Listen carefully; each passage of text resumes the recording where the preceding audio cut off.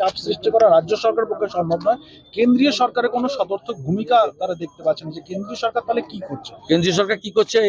কেন্দ্রীয় সরকার যথেষ্ট কম্পিটেন্ট। পার্লামেন্টে বলেছে, এক্সটার্নাল অ্যাফেয়ার্স মিনিস্ট্রি থেকে বলা হয়েছে, ভারতবর্ষের পররাষ্ট্র সচিব ঢাকার মাটিতে গিয়ে বলে এসেছেন, ইনারা দয়া করে 600 কিলোমিটার বেড়া নেই, জমিটা দিতে বলুন, আর পুলিশ আর বিএসএফ এর কোঅর্ডিনেশন বাড়াতে বলুন।